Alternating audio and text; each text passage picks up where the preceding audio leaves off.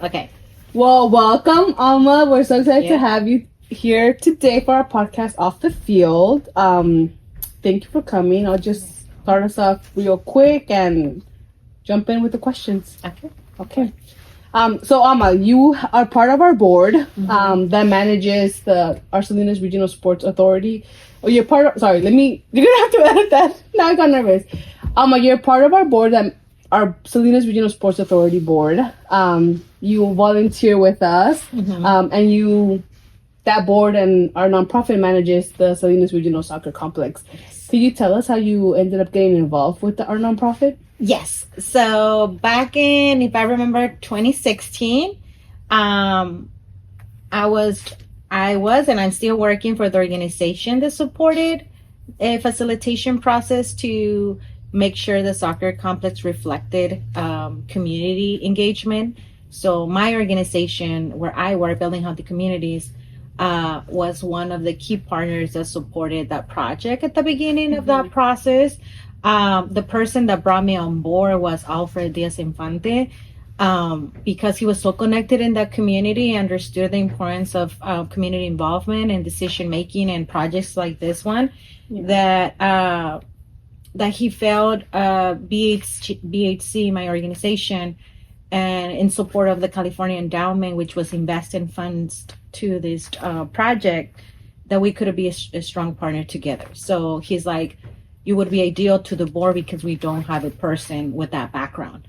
So I went through a whole process of interviews. Obviously, back then, the board was different in many ways, right? A lot of folks with big hearts and visionaries of what this project, but needed support around really integrating community. So that's how I got on board. I got interviewed. I passed all the tests, luckily. But I was glad that I was integrated into the board through that process. Yeah, and honestly, I couldn't have found a more perfect person, Alma.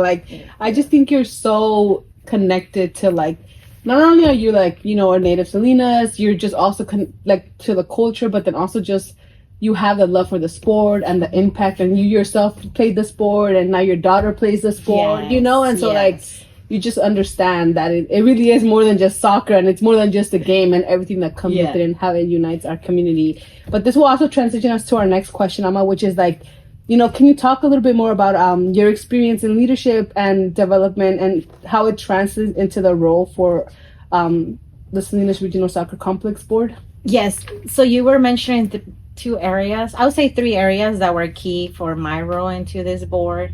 And that I appreciate the board valuing as part of the process. So one is my passion and background of soccer. That was one of the questions the two people that interviewed me, Kurt and Alfred, asked me, what's your background in soccer, right? I was like, I always play soccer. I understand the perspective of a woman in the sport, the inequities that exist in the sport, right? Yeah. And I do believe the importance of the sport to create pathways for success in our community, especially in young students. And also, my other background is that I do education.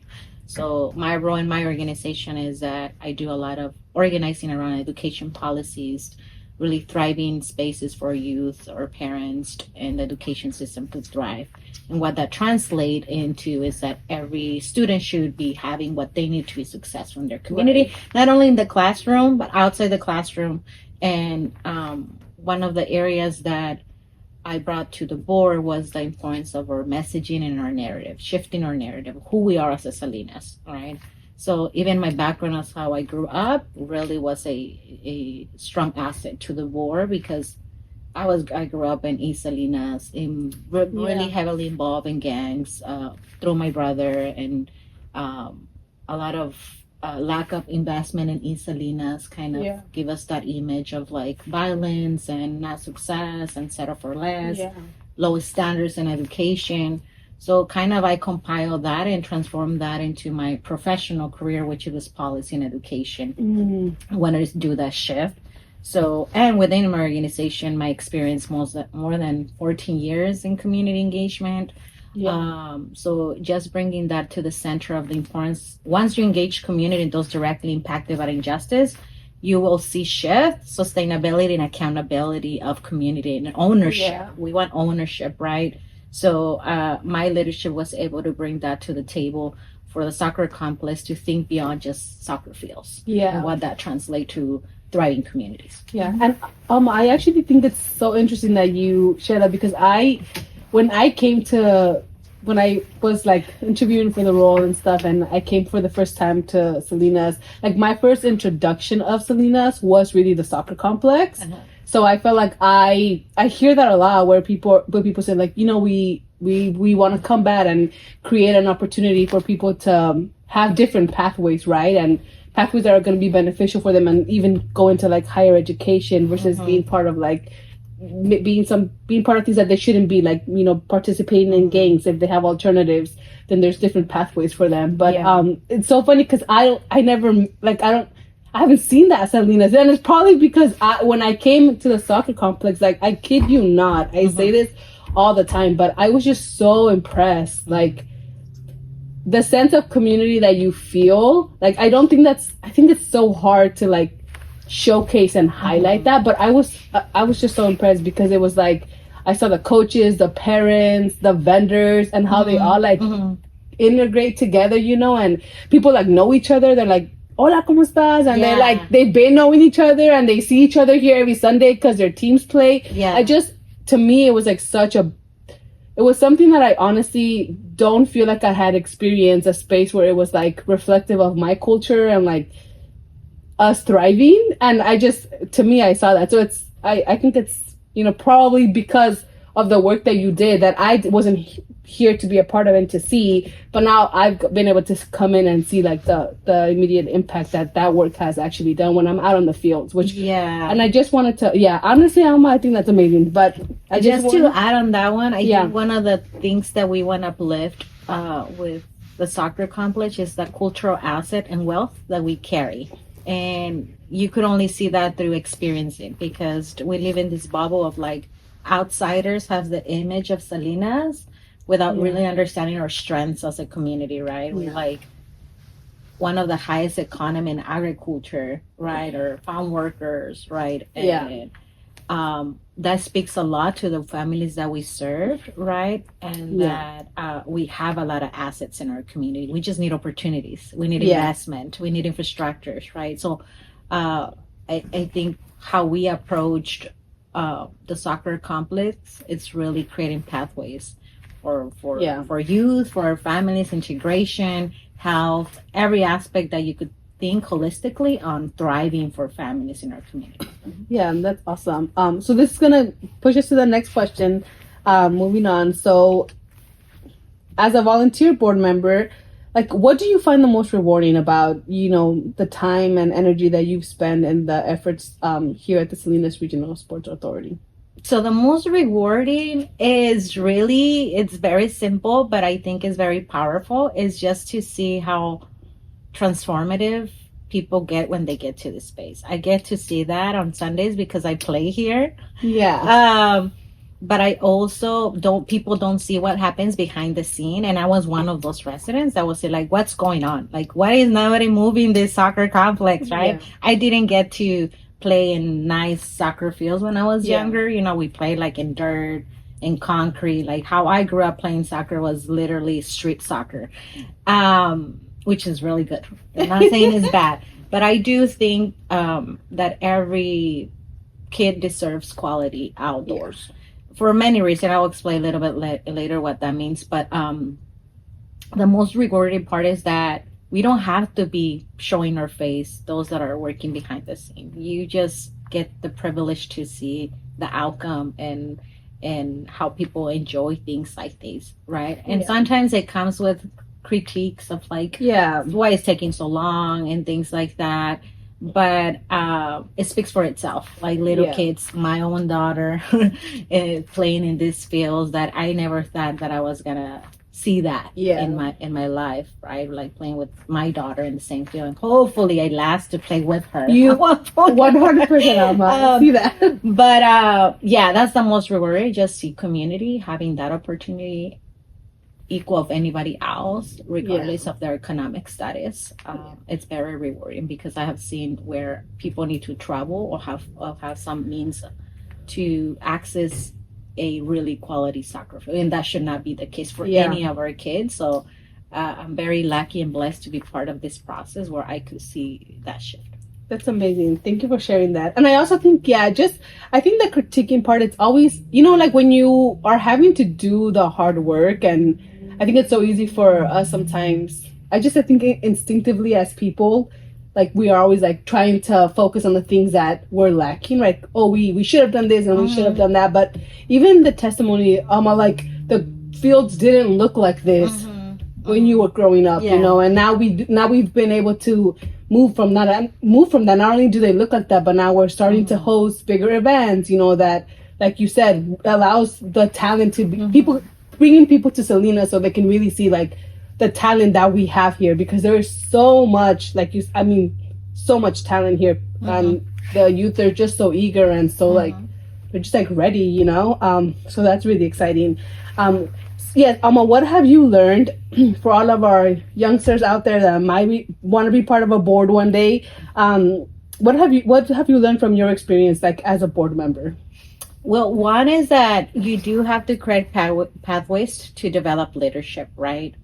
This type of positions should be open for young folks that are eager to make changes in their community. But I always believe, I learned through this process that you need mentoring, you need investment on developing your skills, right? And hone into what you bring to the table. Yeah. And that you feel part of a board, that you don't feel tokenized, or you don't feel like, oh, because you're the brown face or you're the woman, check the box, right? Yeah. You have to go through that. And I think it's not like shaming or bored or anything, but it's a culture shift, right? You have to be testing folks that you sit around.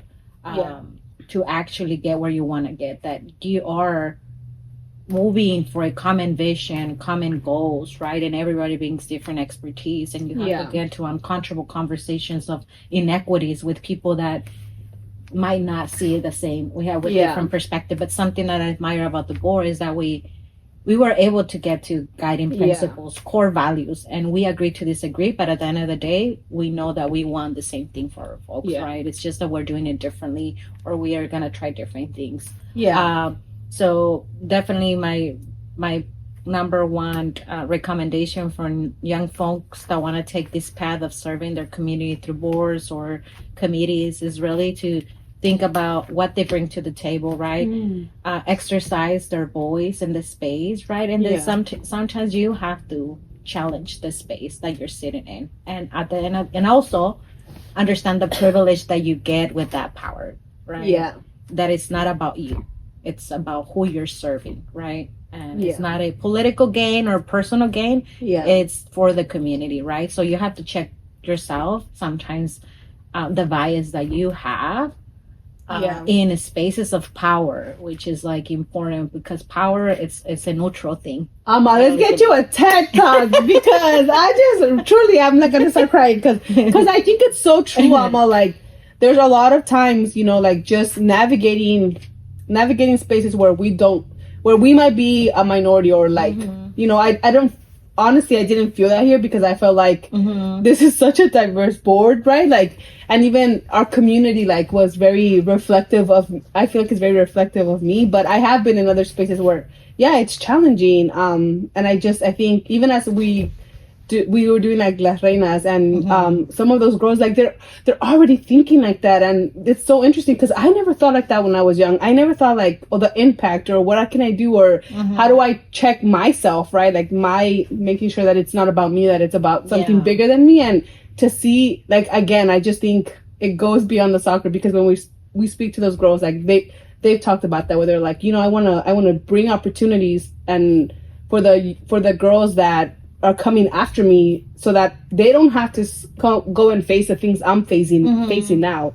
For someone that's 15, 16, 17 to be thinking that, I just think it's really amazing. So okay, so let's see, what strategies do you recommend for engaging more women and youth in like civic leadership within the Salinas region? So one of the biggest strategies that we have pushed with the soccer complex is really having a goal established as part of our actions, right? Like we have to be very reflective of like how we serving women in the soccer complex. And we have to understand the historical component of it, right? Yeah. Not only like in Salinas, in the region, nationwide, right? Like yeah. all the struggles, all the fight, and all the improvement that had happened because women have organized to lift their voices to say like the injustice within the sport itself, and also professional opportunities, things like that that particularly pertain to athletes, but or gender or status also is important to be aware of.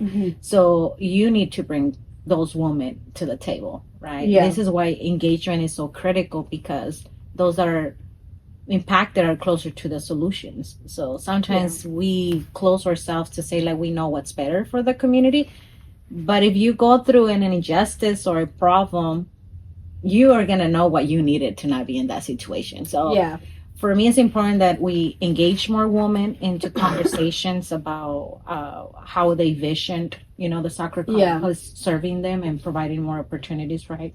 Engage them in leadership opportunities to them be able to engage more women too, and also allow women to drive some of the actions that we want to see here, right? For example, just having the subcommittee, the particulars all women.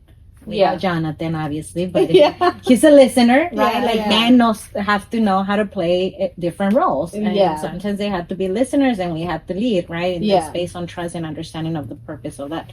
But having that space for women to talk about challenges and areas of improvement around women inclusion in the soccer complex is super critical, because our women leading with women and really striving to find those solutions and bringing it to the board as this is what we're proposing, right?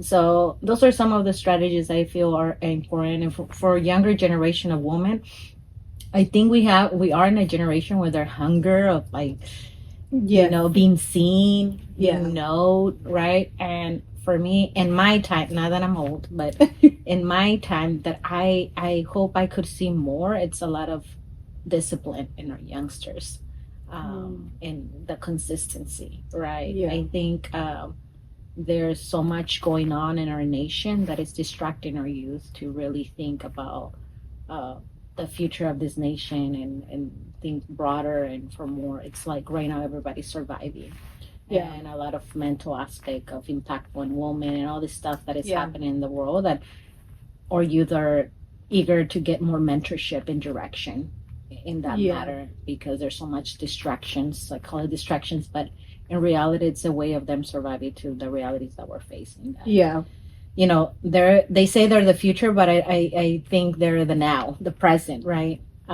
So we're giving them a lot of responsibilities with not a lot of infrastructure or support or opportunities. So we need to create more opportunities of leadership for our young folks. That's honestly, that's so beautiful. Thank you. So I'm gonna shift that, because I think that's 100% true. But I also, I'm like, I think that's something that, like, how do you feel the soccer complex benefits like our local community? I always assess my time and spaces. When I entered the board, I was super excited for the opportunity based on my experience in soccer, and also I was one of I think the first youngest woman of color in the board based on when I was seeing there. Right? And I'm glad the diversity of the board shifted, right, a lot to reflect what is needed, right? And I appreciate everybody that carved that pathway for us in the board, because there's so much talent and that was brought to the board. But I could see more folks that look like me and experienced a lot of the things that felt like the soccer complex has benefits so far, which is like I really honing into why are we doing this, right? For who are we doing this? And always we have to go deeper on equity, always questioning, is this equitable? Is this equitable? And equitable means that you are really answering to the needs of different population differently, right? It cannot be equal. So the soccer complex has benefited the community in many aspects for example, health, right? Reduction of violence, integration, inclusion, place of belonging. Sense of identity, like community, yes, you know? You name it. I think just to see, it's sad to see that, we have a high population of diabetes, health issues at a young age, right? Yeah. And just that part of the education of understanding how sports and eating healthy helps you. Yeah. But one of the things that I brought to the board is there's a difference of you promoting health and people having actually access to health, right? Yeah. We were promoting eat better, right? Yeah. And but people don't have access to their own vegetable that we harvest here, Yeah.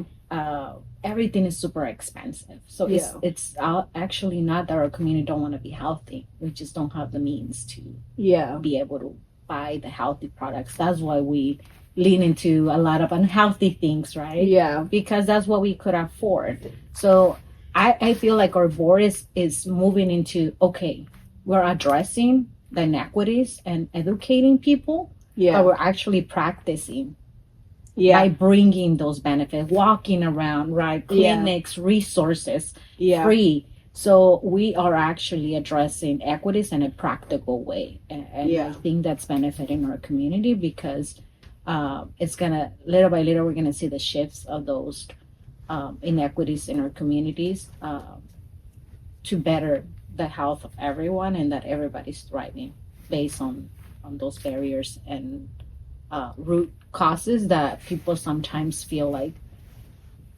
it's there, but why is people not doing? I have to go deeper to understand the why. Yeah. And it's so true because even like on the weekends when we have the mobile clinic, the fact that people can just come and not ask like it's just like, because sometimes people are even like afraid to, or sometimes it's just hard to get them to the doctor, because they're like scared to know. How hard it is to get an appointment in your doctor and how costly it is for a basic checkup. It's just like insane. So for them to just be able to have the space to come and say like, I'm just gonna come and get checked. I think that's really wonderful, and it gets full. Like you said, it's people. It's not that they don't want to; they want it. Like when they have access to it. We have people lined up here since before the mobile clinic opens up, ready to get to be seen.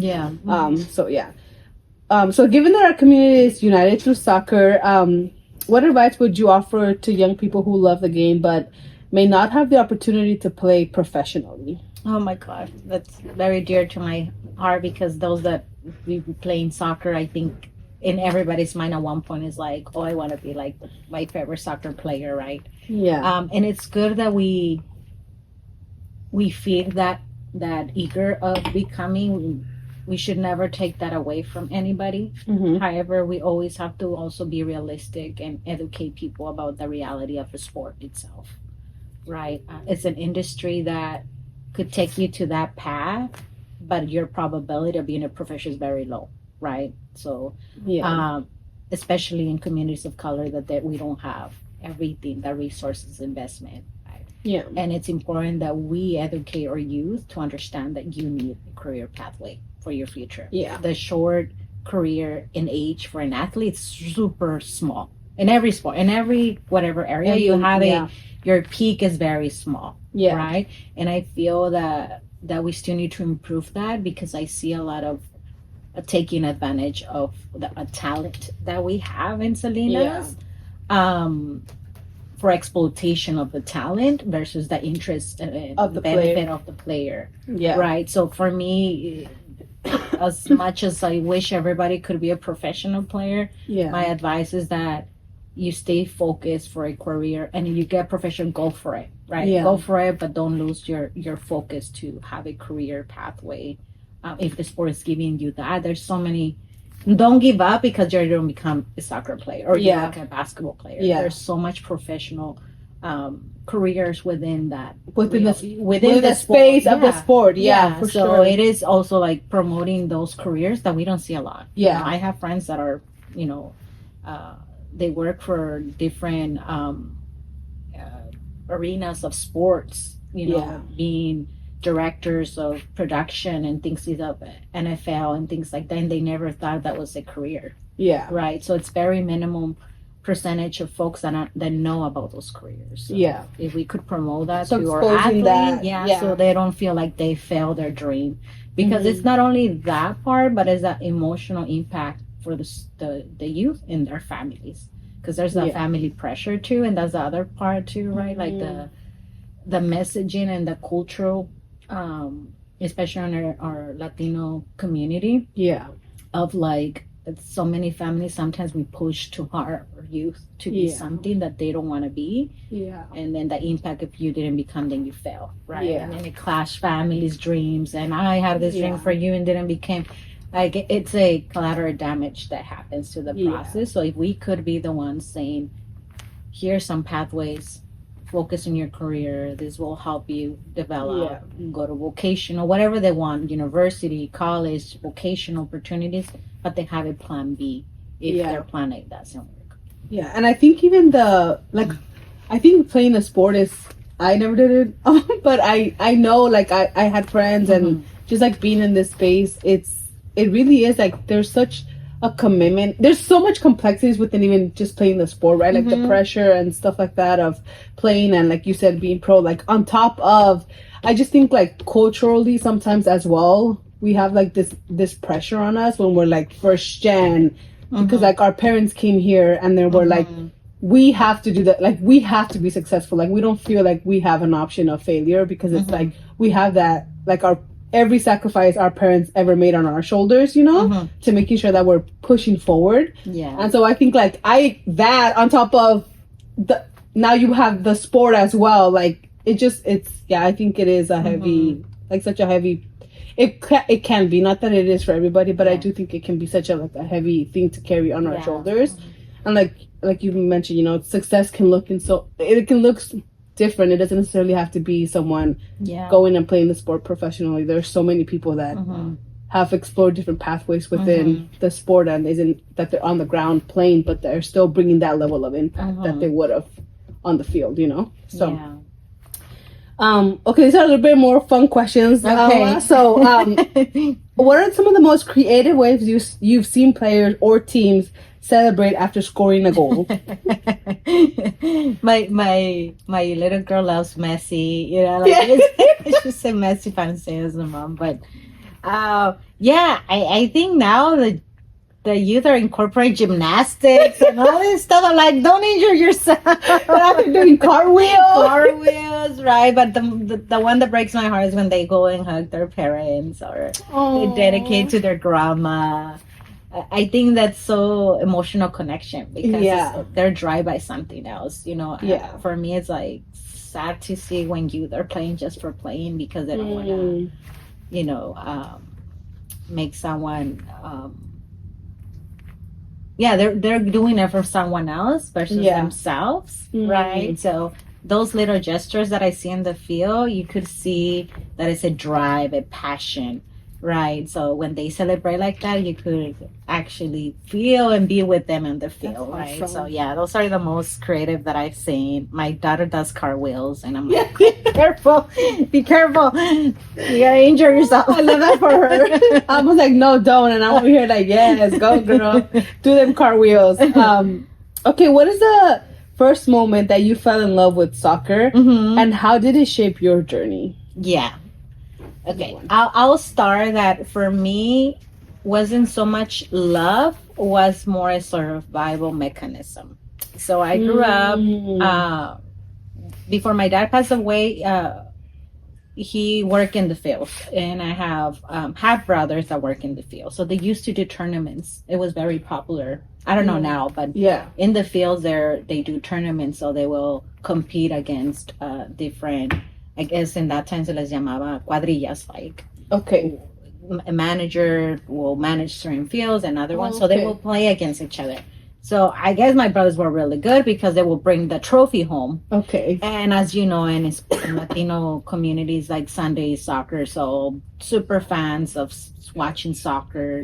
I was so I got to see by default soccer a lot at home because of my dad and my brothers, right? And hearing their stories of like they were really good because they will bring the trophy home. But when I literally fall in love of with the sport was in high school. That's where I started playing soccer. Um, but everything we play was like in the streets, just with the ball. But it was never like a conscious like, oh, this is what I wanted to do because in my household, a woman didn't play like oral was something else, right? Playing with dogs or watching your little brothers or helping mom cook, but not the rough sports or go play sports. If I play sports, was like hidden with my brother and for a little bit, right? Yeah. But and I was never a rebellious person with my mom. I was like very do what my mom say, I will do, right? Yeah. I was like the good daughter, if you ask my mom.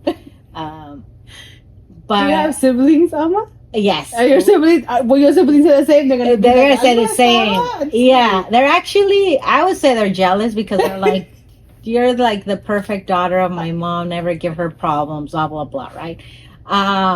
But in high school, I lost my dad when I was in middle school. So my brother, that is 2 years younger than I, he was really attached to my dad. So that's how he started engaging in gangs. My coping mechanism was to do something where I felt seen.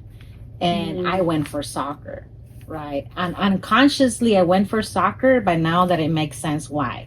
So, I went to Alisa High, so it was the first time that they didn't have a coach in my year for soccer, and they had this young teacher that came from like one of the top universities, and he's like, I'm gonna coach.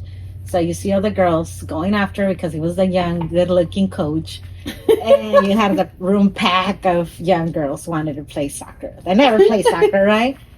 So that's how I started. I wanted to do something that I felt seen, that will take any type of thoughts. I just didn't want to be part of the gang culture, and it was really heavy during my time and where I grew up, and especially because I was seeing it at home. So for some reason, I rejected that culture because I was seeing how much pain was bringing to my mom, and my way of removing myself from that was like doing something that will bring me some type of joy, distress in that matter. And that year was like I fall in love with soccer so much, but the barrier was that my mom didn't know that I was playing soccer. No way. Yeah, it was my first time I forged my mom's signature in my ever life and she forgave me.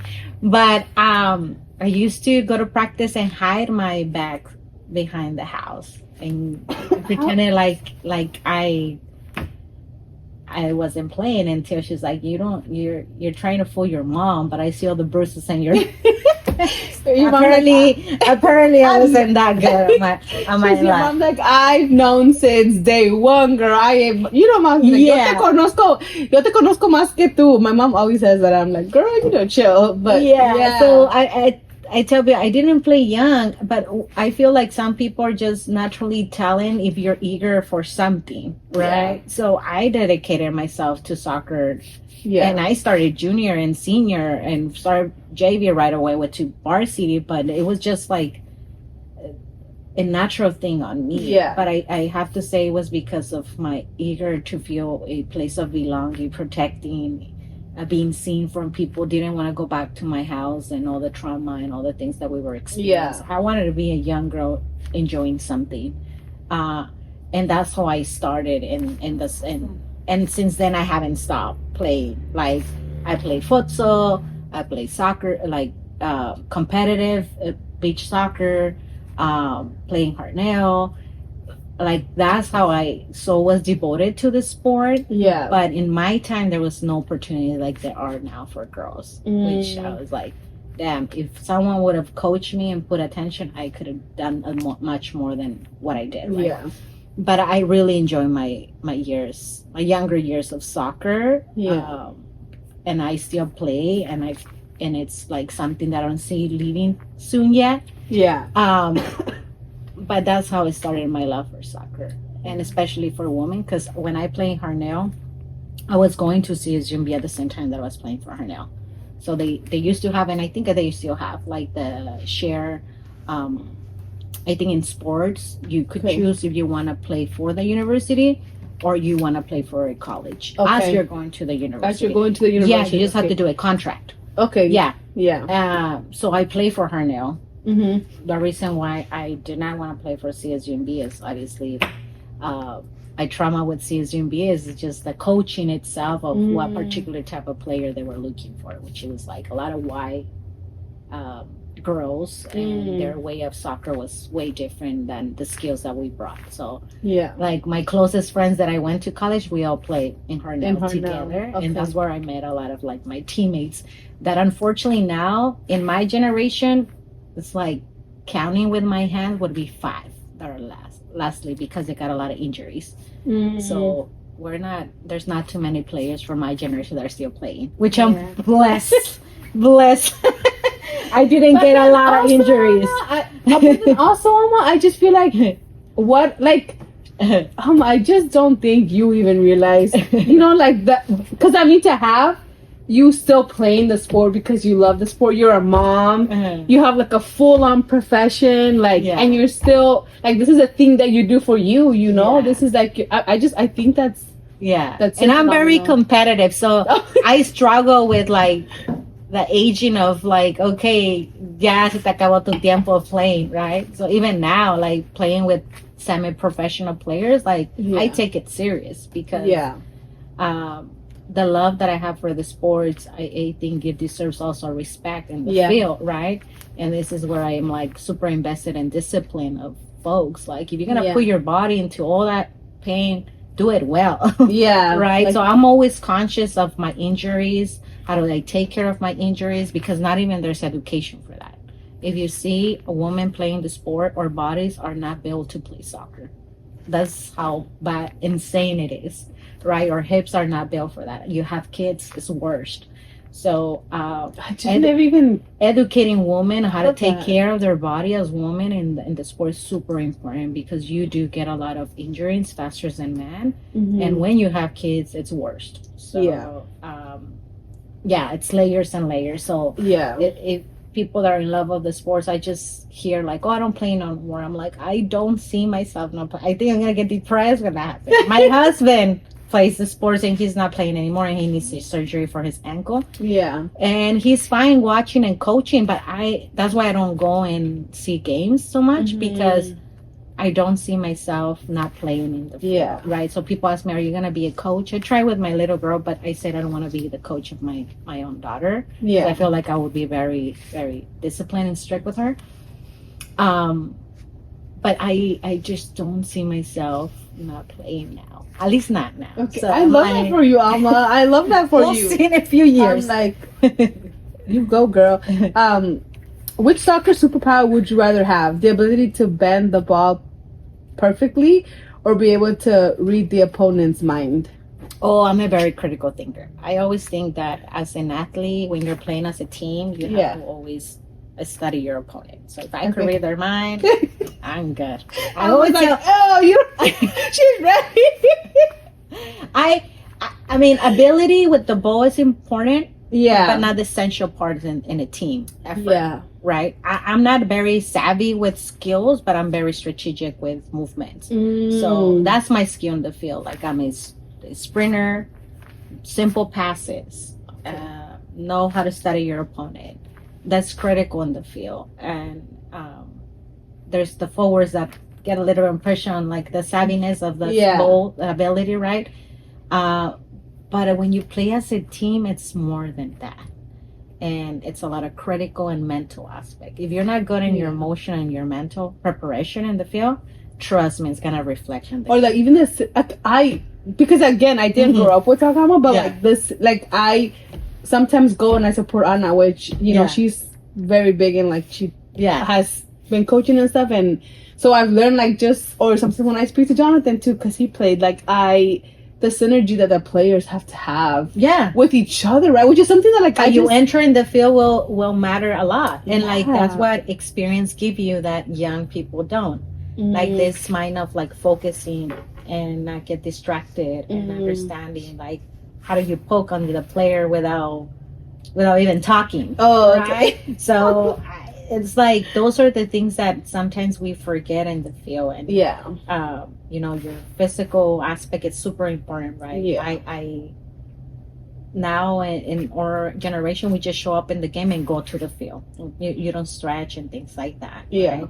So I have dedicated myself to do my own training, right? I train now with my daughter. You have mentioned So I'm doing a program with her where like she's developing her skills and I'm doing my part with her.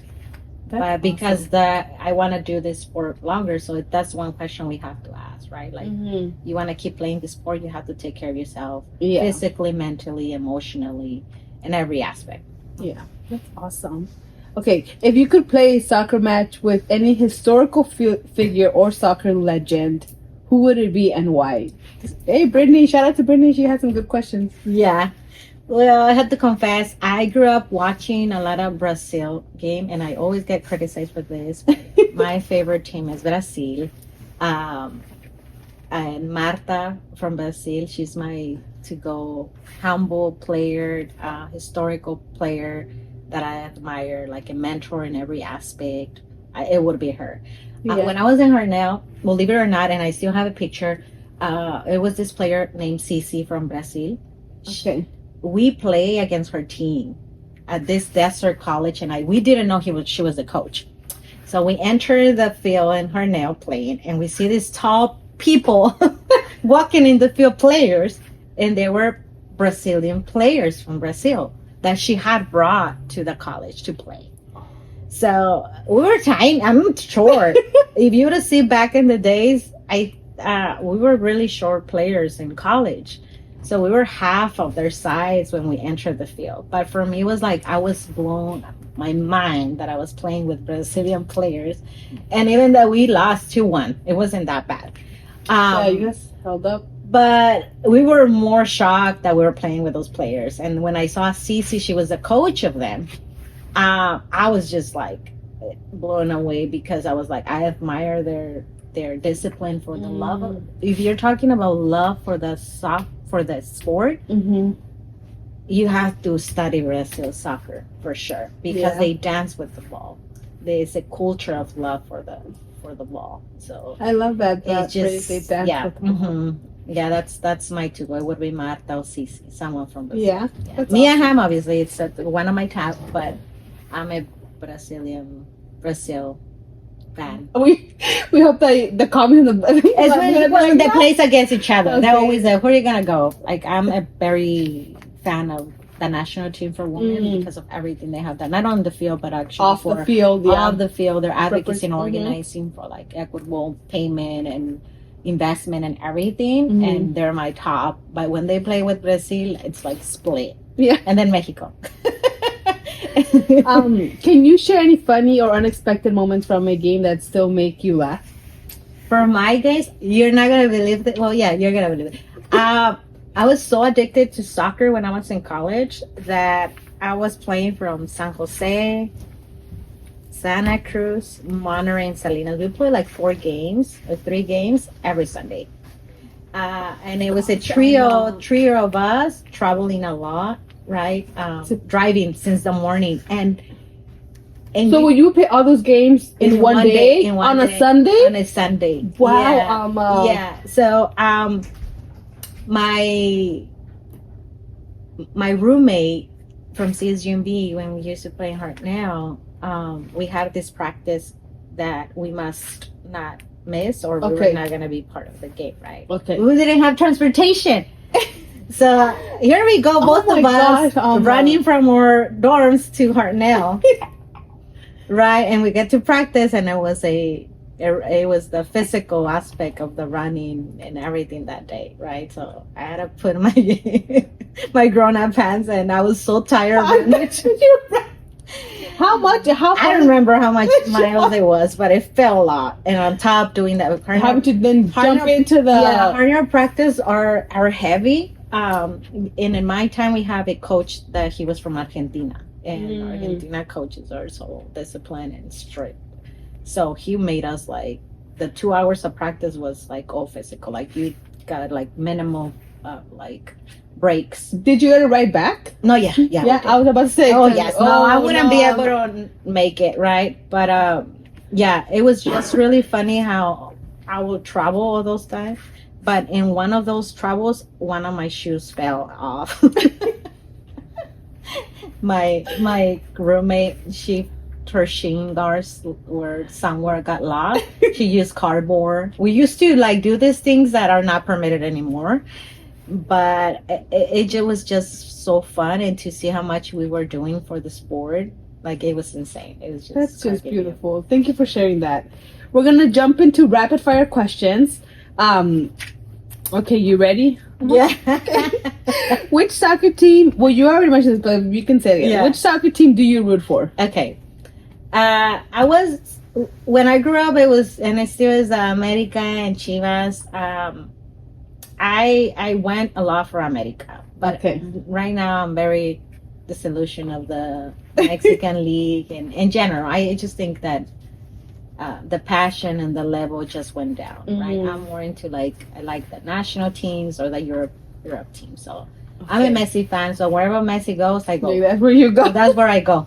That's the team. But I like Barcelona a lot, Okay. and that matter. But national teams of females, number one is Brazil with the U.S. and really love how now there's more investment in Mexico for the national team and the leagues itself, right? Yeah. So definitely Mexico is in my heart.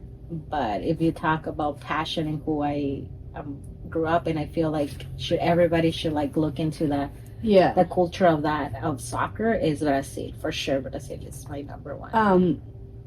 Do you have any pets? I do have one. Okay. But I say it's my daughter and my husband. Her name is Chiquita. Yeah, that's her dog. I used to have one. Her name was Maya. Okay. And she was my hike. I love hiking, so she was my hiking partner. Your She hiking passed buddy? away, but yeah, I love dogs that are active. Yeah. That the one we have is super. You cannot take her like two steps down there because she will. She was. My sister has a dog. His name's Luca, and he used to like run out, and he had like a little pandilla of dogs, and they would go to each yard. I said, I kid you not, bro. They would go to each yard. Estaban haciendo. I don't even know what they were doing. And now you open the door, and he's like, it's a love and hate relationship. I'm cool. He's like, I'm chilling. Yeah, mine is a Frenchie, so it's totally opposite to me. Frenchies are very indoor and chill. And they're so high maintenance. Yeah, like, they will not do what you tell them to do. So, love Chiquita. Santa's just far away. Yeah, it's more like for my husband and my and your girls, daughter. but definitely love. Mine was a Labrador, so I like active dogs. And companions. Very very good companions. Yeah. What's your favorite song, artist, or album? Favorite song? I don't think I have favorite song. I have favorite songs. My favorite artist. Yeah, I like pop en español, but if I would say favorite artist, I don't have it specifically. I love anything that has rhythm. Okay. What about like an album? Is there an album that you're like it's on repeat right now, or you know what? The one that Bad Bunny just got out, I was very disappointed of him this last year. One, I like Caribbean music, so anything to do with bachata, cumbia, merengue. Yeah, he did kill it with that. He did kill it with that album. Yes. But I also was like, "Ooh, baby, you're lucky. Your stuff is so good." Because I was also, he's done. I'm not messing with him no more. But that song, that Nueva York, I just, it's just so good. Yeah, it puts me in a good mood. Any of that, I'm more like a music person based on my moods. I am too. Yeah. Okay, and then do you have a favorite movie? My favorite movie. The one that I am gravitating, let's say now, and help me with the name, but it's like I think it's called It Ends With Us. Yes. Okay. With Blake Lively and I forgot what the name. Yeah, it's based on generational trauma. Okay, yes, where she's like going in a relationship. Yes. And with her daughter. I think it has a very powerful message of like what we're trying to do, right? Shifting our culture and ending things that are not good for us, and Yeah. really especially empowering a woman and what we experience as women, how we are with like decisions we have to make as moms, and navigating all these different identities that we carry. It has a very powerful message, and it makes me cry every time that I watch it. Yeah, I love that, Alma. Okay, Alma, that was it. We're wrapping up. Thank you so much for being here. We appreciate you. Shout out to our intern Erin for putting this together. Yes, thank you. I appreciate the invitation too. It was really fun. Yeah, I'm glad. And then there. Yeah, we're good. Okay, yeah, perfect. Over here, like, I know. I was stressed out. These are the famous cookies that we're talking. No, ni te cuento, porque, yeah, agarra una